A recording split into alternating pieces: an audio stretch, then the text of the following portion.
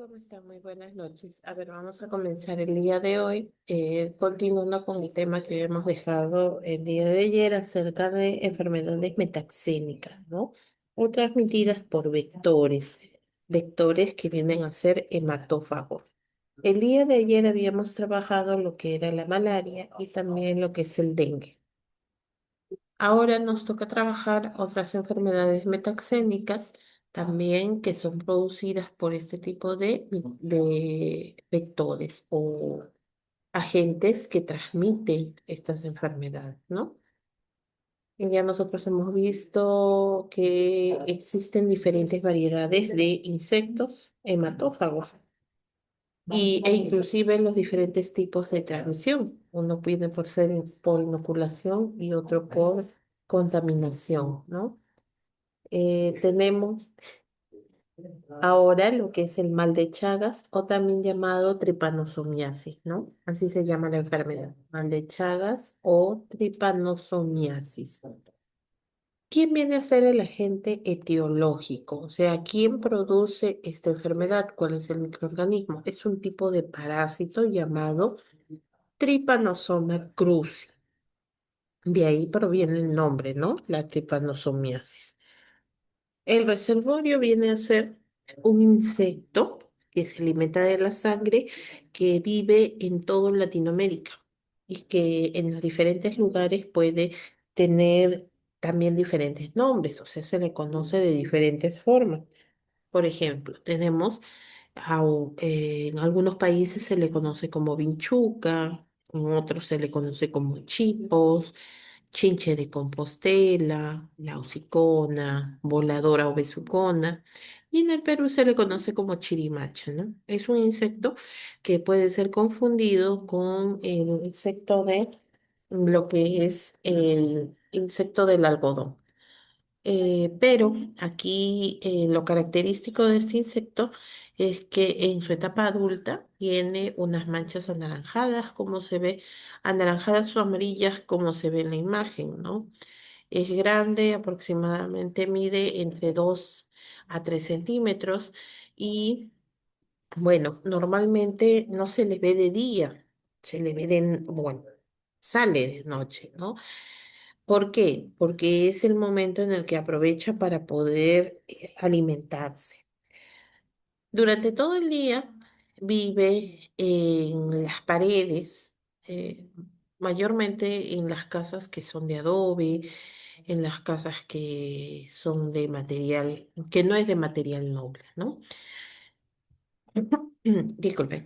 Entonces, ahí lo que hace es alimentarse y mientras se alimenta, va dejando sus heces y en estos heces también deposita el parásito, ¿no? Al depositar el parásito, como ya habíamos mencionado ayer, recuerden que cuando a una persona le pica un insecto, lo más común es que se rasque, ¿no? Entonces, por medio de las uñas va a introducir por medio de estas picaduras estos parásitos, ¿ya? Pero es algo inconsciente, por eso es que durante la noche, pues de manera involuntaria, nosotros reaccionamos de esa manera y así puede ingresar este parásito a nuestro cuerpo. El que ustedes ven ahí en la parte derecha de su pantalla, ese viene a ser el insecto que transmite lo que es la tripanosomiasis, ¿ya?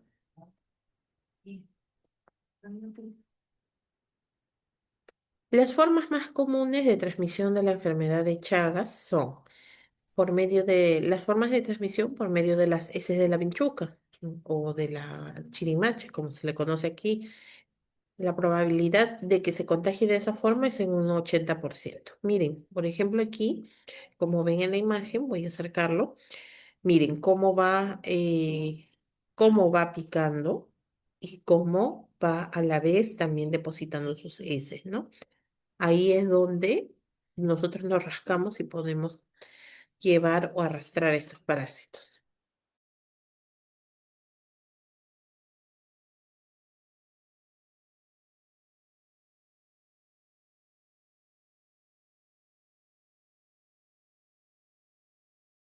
Esa es la forma más común como se contrae esta enfermedad, ¿no? Otra de las formas es por medio de lo que es la transfusión de sangre. Si una persona tiene este parásito en su sangre y dona sangre y esta persona recibe, puede llegar a contagiarse, ¿no? Por medio de esta transfusión. Por eso, cuando una persona va a donar sangre, ¿qué es lo que hace? Le pregunta, ¿no? ¿Qué tipo de enfermedad tiene? ¿Cuánto de hemoglobina? ¿Cuánto pesa? Y a pesar de que lo que le pueda decir la persona, de todas maneras, siempre en el laboratorio le van a pedir una muestra de sangre, le van a sacar una muestra de sangre para poder analizarla, ¿no? Y determinar exactamente si es que tiene algún tipo de microorganismo para evitar el contagio a la persona que va a recibir esa donación. Y también la otra forma por la cual se puede transmitir esta enfermedad es por medio de la madre al hijo. Si la madre tiene este tipo de parásito, entonces por medio de la placenta va a pasarlo a su niño o también a través del parto, ¿no? De repente no fue por medio de la placenta, pero a través del parto, durante el parto.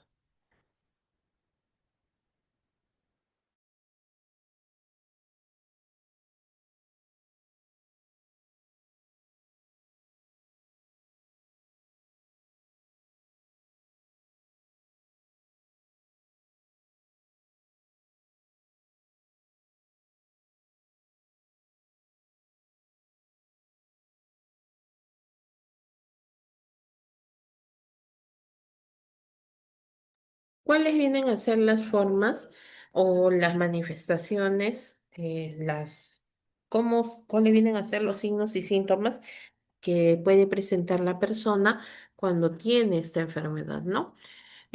Puede presentar, por ejemplo, hay tres etapas: la etapa aguda, la etapa intermedia y la etapa crónica, ¿no? En la etapa aguda, que viene a ser cuando recién el insecto ha picado a la persona, al principio va a parecer asintomático. No, la persona no va a tener ninguna molestia, no va a tener ningún tipo de manifestación, salvo que se va a presentar algo bien característico que viene a ser el chagoma. El chagoma viene a ser la zona donde se ha producido la picadura, ¿no? Por eso se le llama así, por lo de la enfermedad de Chagas, ¿no? Ahí se va a inflamar, se va a hinchar, va a formar una erupción como una especie de roncha. Después, otra característica viene a ser el signo de Romaña, en donde el insecto va a preferir o tiene una zona predilecta para poder picar, que viene a ser los párpados de las personas, ¿no?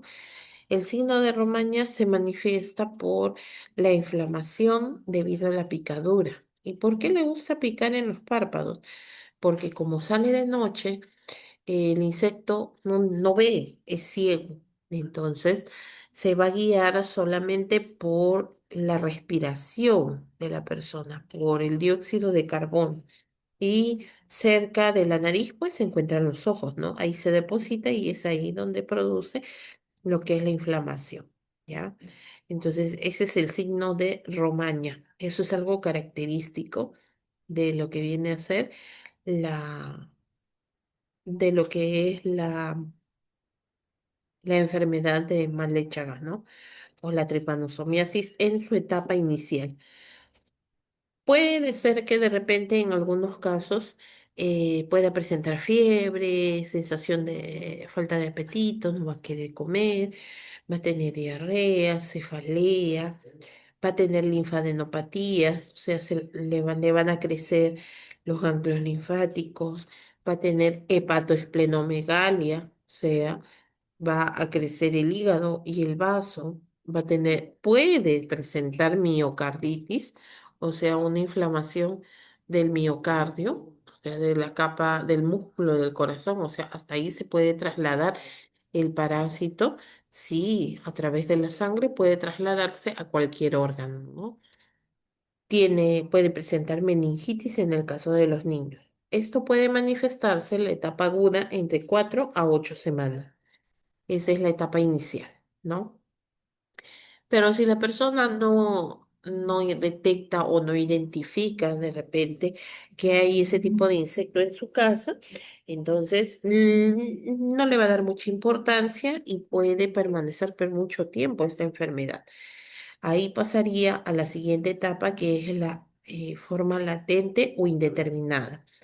Aquí no se presentan muchos síntomas, no va a tener ningún tipo, casi ningún tipo de problemas, o al menos no los va a relacionar con lo que es este parásito, ¿no? Puede durar entre la octava y décima semana y puede durar décadas, o sea, años de años y la persona nunca se va a enterar que está teniendo lo que es la tripanosomiasis, ¿no? O sea que ese parásito puede vivir durante décadas en nuestro organismo y nosotros ni enterados, ¿no? Pero puede manifestarse, por ejemplo, algunos tipos de molestias, como en el caso de eh, estos síntomas van a aparecer cuando la persona tiene estrés muy severo, ¿no? O sea, va a tener una sobrecarga de estrés y va a empezar con problemas cardíacos, va a empezar con la arritmia, va a tener taquicardias, es porque ya está afectando al corazón, ¿no? Y tenemos la última etapa, que viene a ser la etapa crónica, que reaparece a los 10 o 20 años después de la infección, o sea, después del momento en que se produjo la picadura, ¿no? Entonces, aquí ya la persona lamentablemente tiene muchas afecciones, tiene muchas complicaciones, como es el caso de la insuficiencia cardíaca, tiene cardiomegalia, o sea, el corazón crece excesivamente, va a tener un crecimiento anormal del hígado y del vaso, va a tener megaesófago, el esófago va a crecer también de manera normal y un megacolon, ¿no? O sea, se va a dilatar el colon a tal punto que eso puede dañar lo que es el tránsito intestinal. ¿Cómo se diagnostica? Primero, se detecta por medio de los signos y síntomas a una etapa temprana. Se prefiere que se detecte en la etapa aguda, cuando recién se ha producido lo que es la picadura, ¿no? El diagnóstico de la enfermedad de Chagas se puede hacer a través de la observación del parásito en un frotis de sangre. Acuérdense que como es un parásito que va a ingresar a nuestra sangre, entonces es ahí donde se puede detectar. ¿M? ¿Cuál es el tratamiento? El tratamiento viene a ser mediante un antibiótico, bueno, un antiparasitario especial, que viene a ser la benzanidazole y el nifurtimox, ¿ya? Estos dos. Primero se prueba con la benzanidazole, que se trata, ¿no? Es el primer medicamento que se elige para poder tratar esta enfermedad, y si no hubiera lo que es la benzanidazole, entonces se prueba con el Nifortimox. El tratamiento va a durar aproximadamente 60 días, o sea, 2 meses, ¿no? De tratamiento para poder eliminar completamente lo que es el parásito de Trypanosoma cruzi.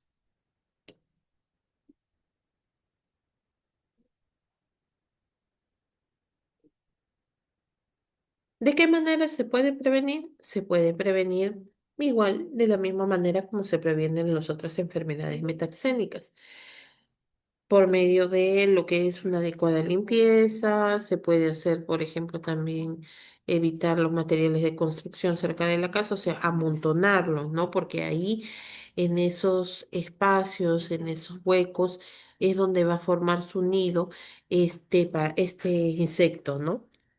Limpiar detrás de los cuadros y de los muebles, alejar de la cama y los muebles de las paredes, porque ahí se puede esconder, ¿no? Y es después en la noche donde empieza a salir. Los colchones y los muebles de tela deben de estar forrados porque también viene a ser un lugar predilecto para poder esconderse estos insectos. Lavar bien los alimentos antes de consumirlos, mantener la casa ventilada y bien iluminada. Es posible colocar mallas y protectores en las ventanas para evitar el ingreso de estos insectos, ya que son voladores, ¿no? Tener a los animales en lugares limpios, seguros y alejados de la casa. Y sobre todo que se realice la fumigación para poder evitar la proliferación de estos insectos. ¿Ya?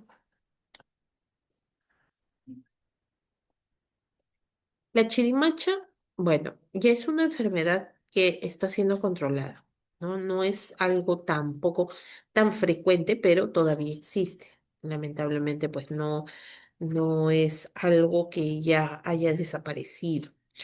La chirimacha es un insecto que transmite la enfermedad de Chagas, que va a afectar al estómago, al corazón y puede provocar un derrame cerebral si es que no es atendido a tiempo. Miren, así viene a ser el insecto en su forma adulta, ¿no? ¿Cómo es que se va a detectar si es que se encuentra el insecto? Si normalmente sale de noche. Entonces, ahí, por ejemplo, en las paredes que son de material como adobe, también material de caña, ¿no? Entonces, va a haber unos agujeros y bastante grandes y ahí es donde forma su nido, ¿no?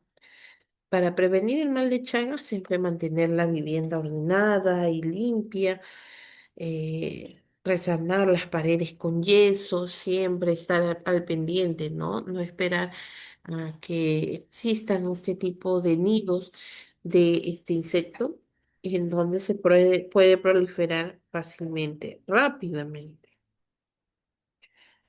Hay que ventilar la casa, siempre mantenerla iluminada, ¿no? Siempre estar constantemente limpiando para evitar que se acumule. ¿Ya?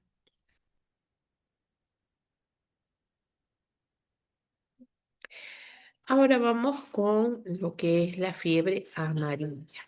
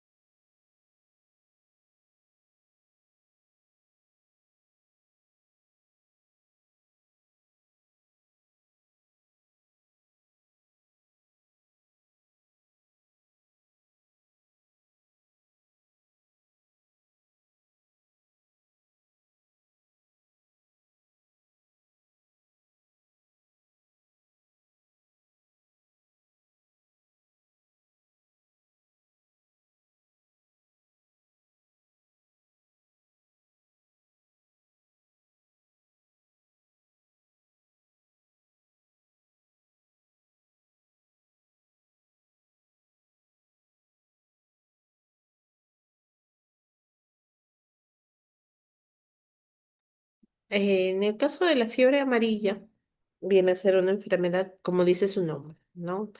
Así característico. La persona va a tener una fiebre, una alta temperatura y va a tener pues una coloración amarillenta. Por eso se le llama así, ¿no?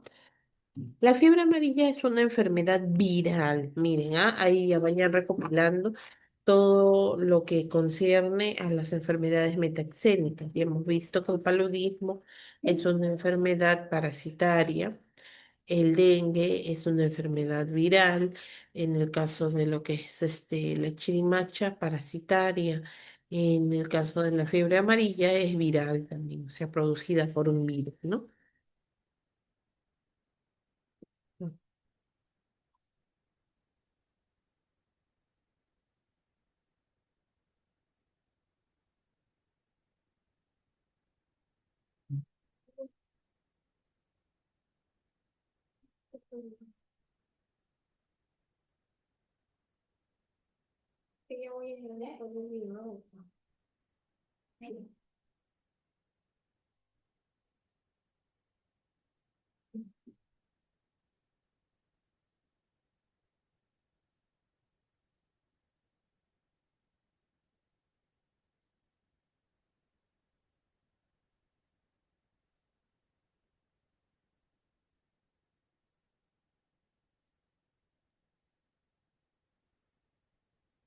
Ya, a ver, vamos entonces.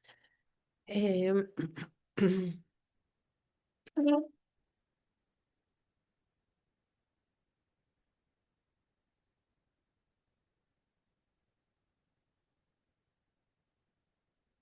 La fiebre amarilla es una enfermedad viral.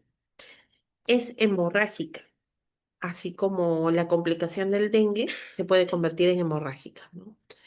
Su nombre proviene de la tonalidad o del color amarillo que la persona adquiere cuando tiene la enfermedad, ¿no? Tiene una coloración amarilla característica.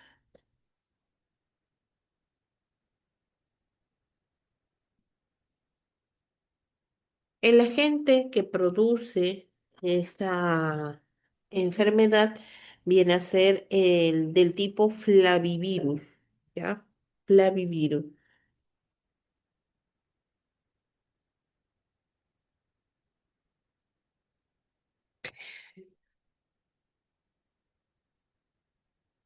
¿Y quién es el agente, perdón, quién viene a ser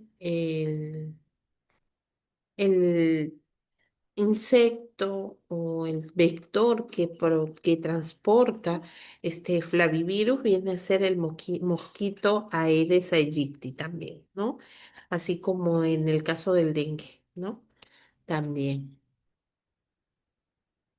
Pero esto viene a ser una enfermedad endémica, o sea, no es que se dé a nivel de todo el país, ¿no?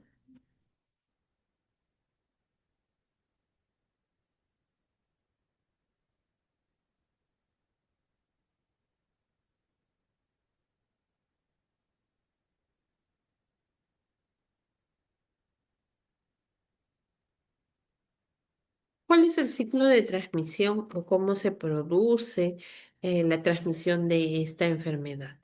Tenemos, por ejemplo, aquí que en un inicio tenemos la fiebre amarilla selvática. ¿Cómo se da esta fiebre amarilla selvática? Se da normalmente entre el vector que vive en determinados lugares, especialmente en la selva o en zonas tropicales, ¿no? Y donde hay bastante vegetación y entre primates, ¿no? O sea, eso quiere decir entre chimpancés, monos, ahí se produce lo que es la parte inicial, la fiebre amarilla selvática, netamente selvática. Y es transmitida hacia las personas que viven cerca, ¿no? De estos lugares. Supongamos que esta persona, que esta persona vaya a lugares donde hay, pues, no solamente vegetación, sino también hay población. Entonces, puede llevar y ahí se convertiría en fiebre amarilla intermedia. Y si esta persona, pues, va a lo que es a las ciudades, ya, por ejemplo, se va a la capital de la región o se va a otros departamentos, a otras regiones, ya se convertiría en fiebre amarilla urbana, ¿no? Porque está llevándolo, lo está,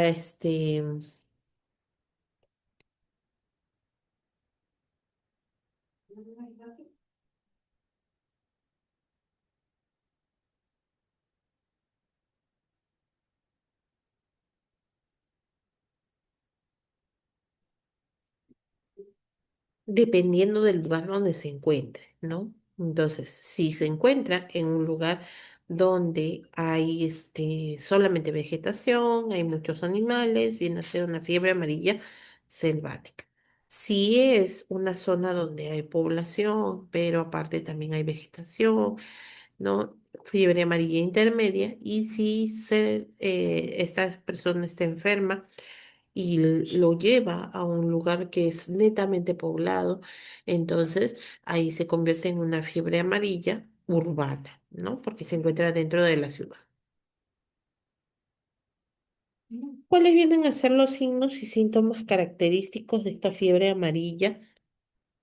Viene a ser, como les mencionaba, la coloración amarilla de la piel y de las mucosas, que se le conoce como ictericia. Si hay ictericia, ayer, ¿qué habíamos mencionado? ¿Qué tipo de órgano es el que se ve afectado si hay coloración amarilla?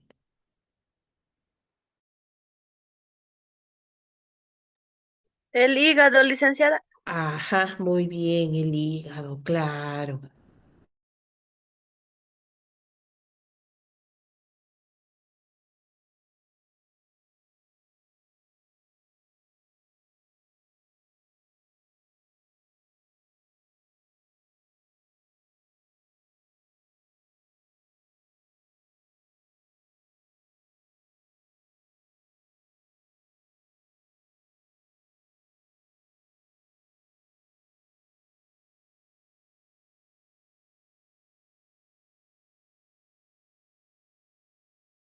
Otro de las manifestaciones que se va a presentar es la fiebre alta, como en todas las enfermedades metaxénicas.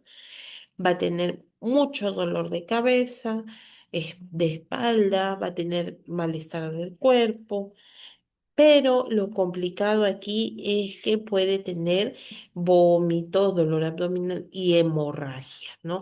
O sea, va a tener hemorragias por la boca, o sea, eso quiere decir que va a vomitar sangre y también va a tener sangrado a través del ano, que se le conoce, los vómitos con sangre se le conoce como hematemesis, y las heces con sangre se le conocen como melenas, ¿no? O sea, eso quiere decir que al momento de evacuar va a tener una coloración bien característica, negruzca, ¿no? Y eso es por la sangre muerta que, bueno, pues elimina a través de las heces, ¿no?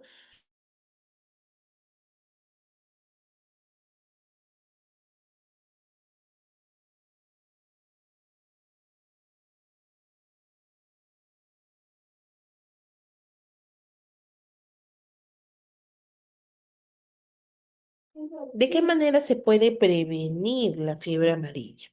La fiebre amarilla se puede prevenir eh, principalmente con la vacuna. Existe la vacuna. Los niños menores tienen la opción a vacunarse. Entonces, ¿por qué? Porque este tipo de enfermedad, si no recibe tratamiento en 3 días, que principalmente es la hidratación, hidratarse, ¿no? Estar en reposo, puede llegar a morir por las hemorragias.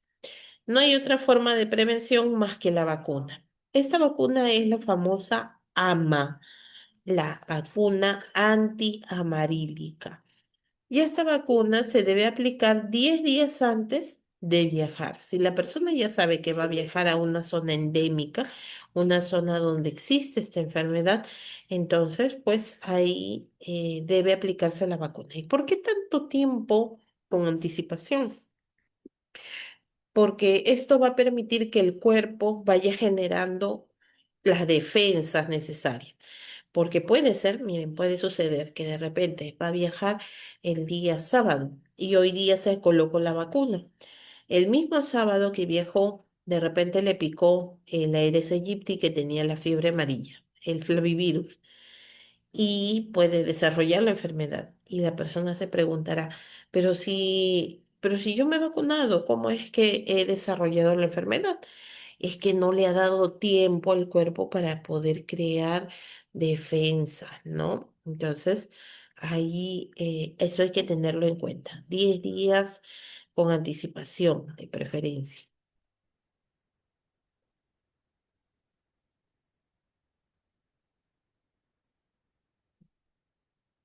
Ahí está. ¿Cuánto es la dosis? La dosis viene a ser una nada más y que cada cierto tiempo puede reforzar.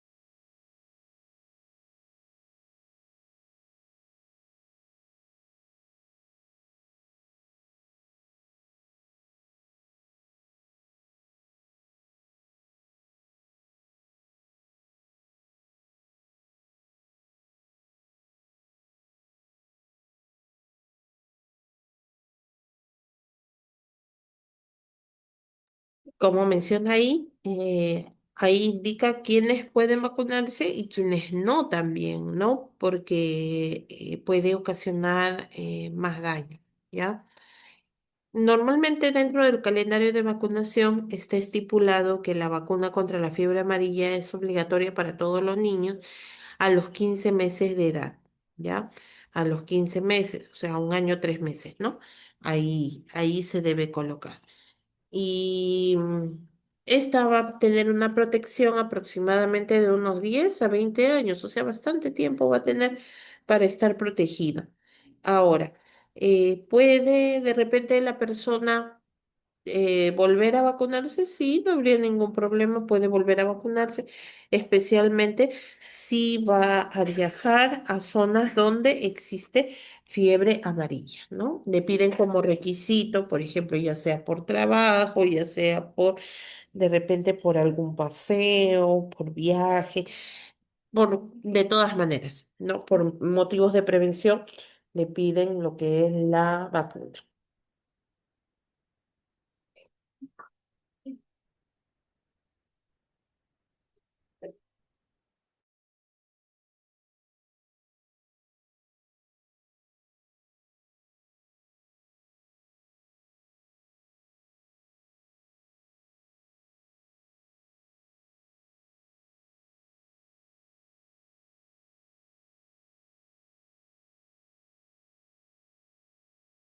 Las medidas preventivas, aparte de ello, pues no, o mejor dicho, las medidas de control para evitar la proliferación de este vector, viene a ser el aislamiento, o sea, cuando se detecta que una persona tiene ya la enfermedad, ya se le ha diagnosticado la enfermedad, lo tienen que aislar. No significa que porque ya tiene la enfermedad, ya no hay ningún problema, puede estar sin ningún tipo de protección. No, por el contrario, se le debe colocar los mosquiteros para evitar que otros tipos de vectores, otros tipos de mosquitos le piquen y pueda seguir transmitiendo la enfermedad a otras personas, ¿no? Se tiene que realizar la desinfección concurrente, o sea, tiene que haber lo que es la fumigación de manera constante para controlar la existencia del vector. Y sobre todo investigar los contactos y la fuente de infección, ¿no?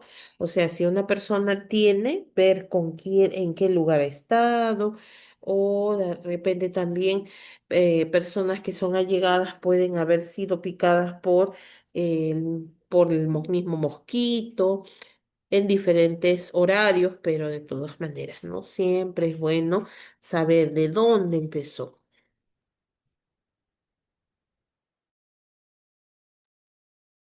Muy bien. También pues el uso de los repelentes, ¿no? Como en todas las medidas preventivas, ya ustedes conocen usar las mangas largas para evitar la picadura, lo que es el uso de repelentes, el uso de mosquiteros, ¿no? Para poder evitar de que se produzca este tipo de transmisión. Muy bien. Vamos ahora con otra enfermedad que es bastante conocida también, el cual nosotros hemos escuchado bastante últimamente, muy aparte del dengue, que viene a ser la chikungunya. La chikungunya viene a ser producida por el virus de la chikungunya, un virus del género de los alfavirus. O sea, eso quiere decir que también viene a ser una enfermedad viral, ¿no? Después de un periodo de incubación, miren, su periodo de incubación es más corto que en el caso de los otros tipos de enfermedades metaxénicas, que aproximadamente es de 5, 7 o inclusive hasta 14 días, ¿no? En este caso, el periodo de incubación viene a ser de 3 a 7 días o máximo hasta 12 días después de la picadura del mosquito. El virus Chick causa una enfermedad febril que va a estar asociada a artralgia, o sea, a dolor articular, va a tener también inflamación de las articulaciones, va a haber dolor muscular, va a haber dolor de cabeza, ¿no? O sea, esos son los síntomas más característicos que se presentan en la chikungunya. ¿Quién viene a ser el reservorio? El que transmite lo que es la enfermedad, viene a ser también el Aedes aegypti, ¿no? El Aedes aegypti y el Aedes albopictus. Este también va a transmitir lo que es la enfermedad. ¿Cuáles son los síntomas característicos de la chikungunya? Este virus va a producir lo que es fiebre muy alta, muy alta, dolor de cabeza, dolor muscular, dolor de la espalda, va a producir conjuntivitis, o sea, enrojecimiento de lo que es la vista, ¿no? Como una infección.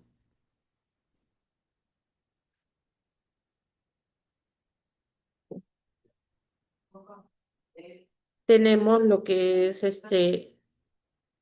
vómitos y náuseas, ¿no?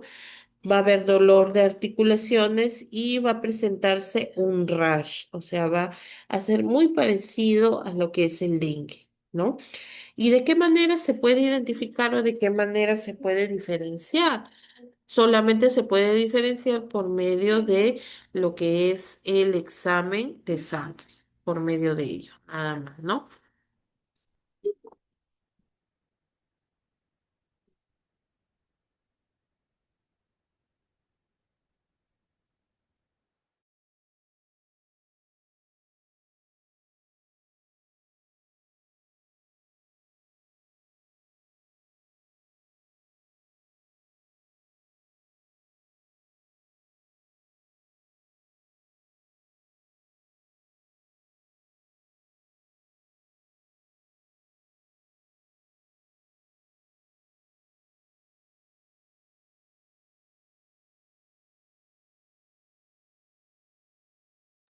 ¿Cómo viene a ser la puerta de salida y la puerta de entrada por medio de lo que es la piel, o sea, a través de la picadura, ¿no? Es de manera indirecta, ¿por qué? Porque viene a ser a través de lo que es la picadura del insecto.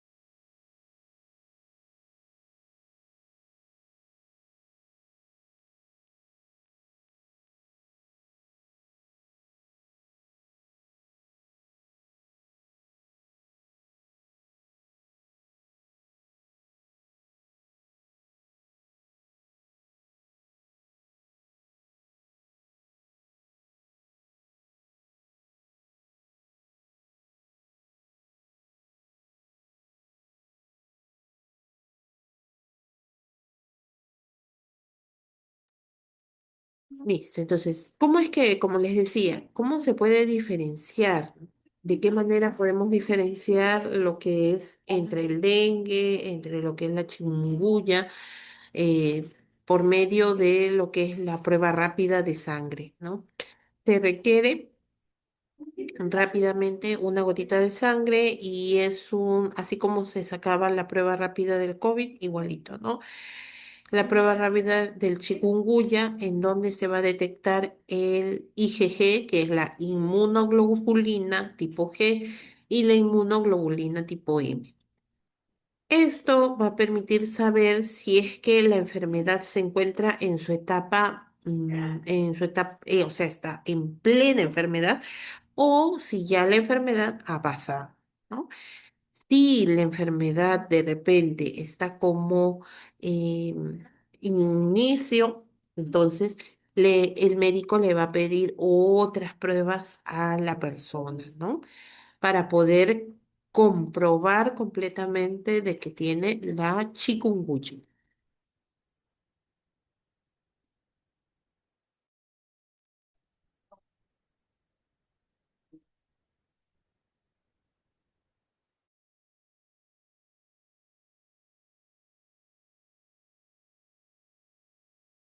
El tratamiento viene a ser solamente para aliviar los síntomas, sea para el dolor, para la fiebre, para lo que viene a ser, o sea, prácticamente hidratar y reposo. No existe vacuna, no existe tratamiento específico contra el virus del chikungunya.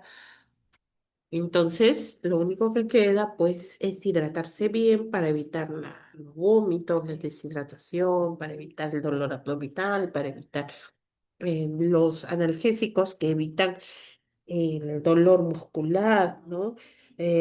Para la fiebre también, solamente eso, nada más que eso, ¿ya?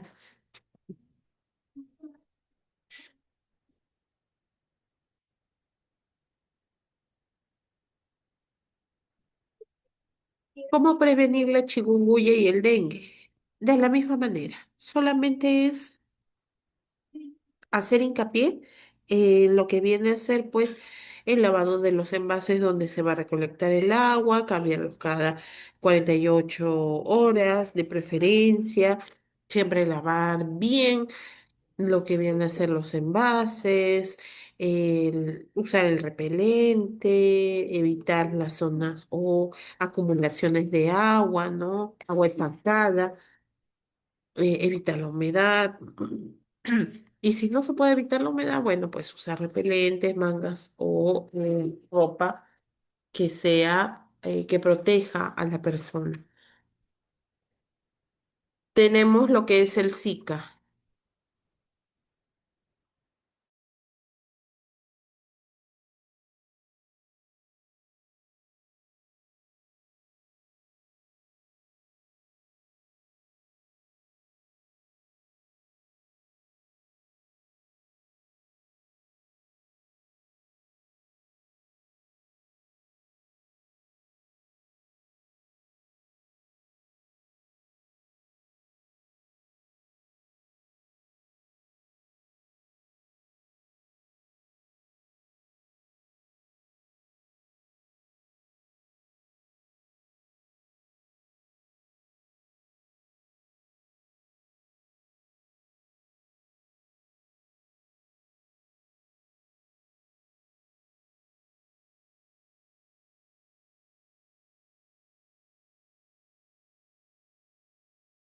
En el caso del Zika, que también viene a ser una enfermedad que ha tomado bastante importancia en los últimos tiempos, al igual que la chikungunya, viene a ser una enfermedad también producida por un virus, ¿no? El virus del Zika. ¿Quién es el que transporta este virus? Los mosquitos infectados del género Aedes stegomiae, especialmente la Aedes aegypti, hacia la persona, ¿no? Que viene a ser, pues, la persona, el huésped que se enferma. El periodo de incubación viene a ser más o menos entre 3 a 14 días, muy parecido a lo que es el dengue. ¿no?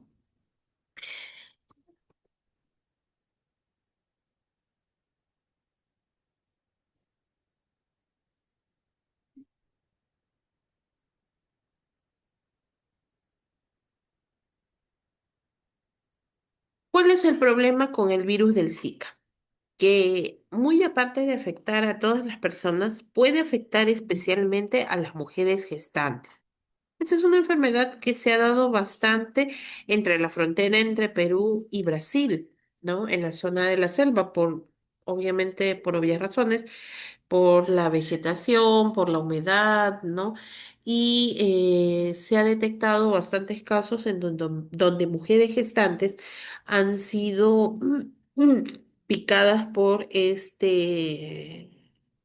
por este vector, por este mosquito, y ha introducido lo que es el virus del Zika, afectando el desarrollo del niño. ¿Qué es lo que ha generado en los niños? En muchas mujeres, por ejemplo, ha producido, muy aparte, ¿no? De lo que vienen a ser los síntomas comunes de las enfermedades metaxénicas, como es la fiebre, la cefalea, el dolor muscular, también ha generado lo que viene a ser, pues, un crecimiento anormal del feto e inclusive ha generado abortos espontáneos en las mujeres gestantes. En los niños que sí han logrado desarrollarse, ha producido microcefalia, o sea que el cerebro no se ha desarrollado normalmente y pues lamentablemente, disculpe, no ha permitido este virus que se desarrolle el cerebro en su tamaño normal, ¿ya? Los síntomas comunes del Zika vienen a ser, pueden afectar a todos, ¿no? Pero como les dije, el grupo de mayor riesgo viene a ser las mujeres, especialmente las mujeres gestantes. Va a producir fiebre, dolor de cabeza, conjuntivitis, cansancio.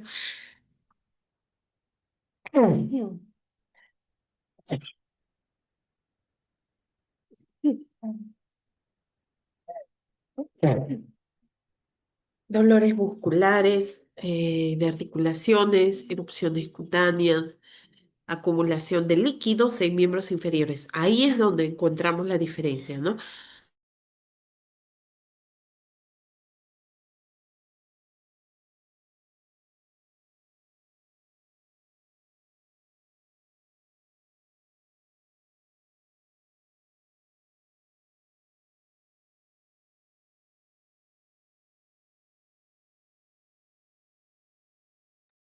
eh, Empieza a acumularse líquido, o sea que se hinchan los pies, los tobillos, ¿no? Ahí es donde vamos a encontrar la diferencia con el resto de enfermedades metaxénicas, ¿ya?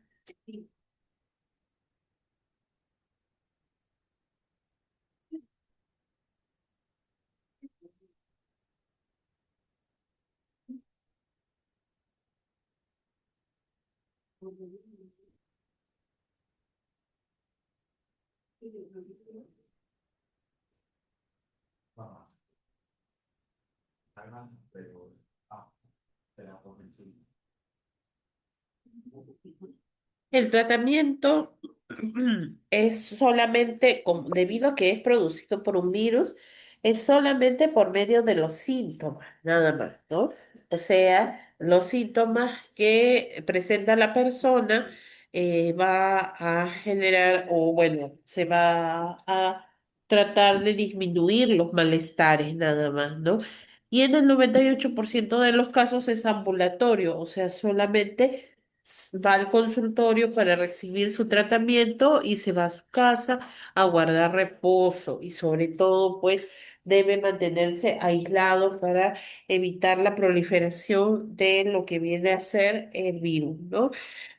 En el caso de la fiebre se recomienda tomar acetaminofén, que viene a ser el paracetamol, cada 6 horas para evitar que aumente la temperatura de manera excesiva. Eh, las formas de prevención vienen a ser las mismas, pero aquí vamos a agregar, ya que una de las formas de transmisión viene a ser a través de lo que es el contacto sexual también, o sea, es una forma de transmisión. Por eso, no solamente por medio del mosquito, sino a través de los fluidos puede transmitirse, ¿no? Entonces aquí es usar el preservativo.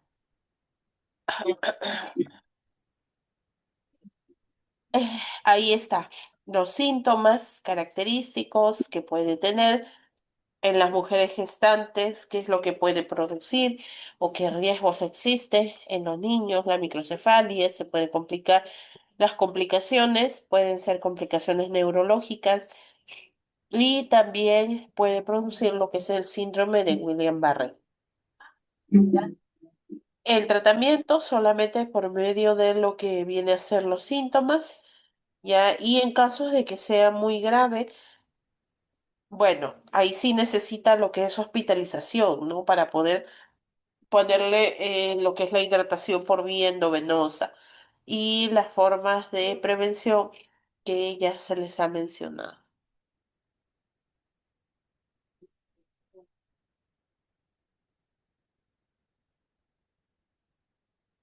Listo. Esas vienen a ser todas las enfermedades metaxénicas, ¿no? Hemos visto lo que es la malaria o paludismo, lo que es el dengue, lo que viene a ser el mal de Chagas o tripanosomiasis, tenemos lo que es también la fiebre amarilla, lo que es el Zika, la chikungunya, también, bueno, esas vienen a ser las enfermedades metaxénicas más comunes, ¿no? ¿Alguna pregunta antes de finalizar?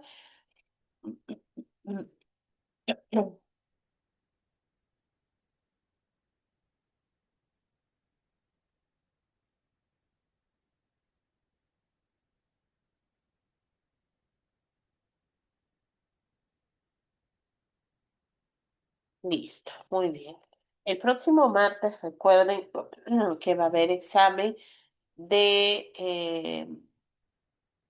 enfermedades de ITS, ¿ya? El próximo martes va a haber acerca de lo que es ITS. Martes no, perdón, miércoles. El próximo miércoles va a haber acerca de lo que viene a ser las infecciones de transmisión sexual, el examen, ¿ya? Listo. A ver, voy a tomar asistencia. Mis buenas noches, ¿me escuchan? Sí, sí te escucho, hija. Licenciada, discúlpeme, ayer no pude ingresar a clase porque me sentía mal. Hoy estoy un poco mejor, pero no sé si es que me puede considerar, por favor. Bueno, hoy día sí, obviamente, pues, pero ojo, cuando ustedes justifican, si bien es cierto, se les pone como justificado, pero no como asistente, ¿ya? Porque obviamente no han estado, ¿no? Pero sí se les considera como justificado. Ok, mis gracias. Listo, muy bien. A ver, Domínguez Ramírez. Buenas noches, licenciada presente. Buenas noches. Puerta Correa,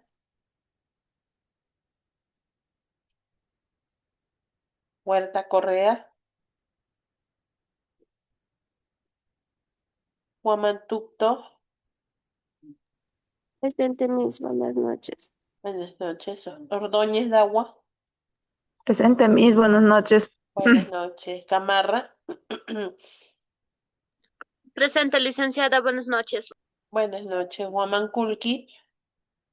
Presente, licenciada, buenas noches. Buenas noches. Guillén. Presente, licenciada, buenas noches. Buenas noches. Torres. Presente, buenas noches, licenciada. Buenas noches. Muy bien. Listo, chicas. Entonces con eso terminamos el día de hoy. Y como les vuelvo a repetir, el próximo miércoles hay examen de solamente el tema de ITS, ¿ya? Supuestamente esta semana les iba a evaluar eso, pero no lo he logrado subir y no iban a tener de dónde estudiar, ¿no? Todavía no pude terminar de subir ese tema. Listo, muy bien. Que tengan muy buenas noches, cuídense, que tengan buen fin de semana. Buenas noches, licenciada. De Buenas igual noches. manera. Muchas gracias. Igualmente para ustedes.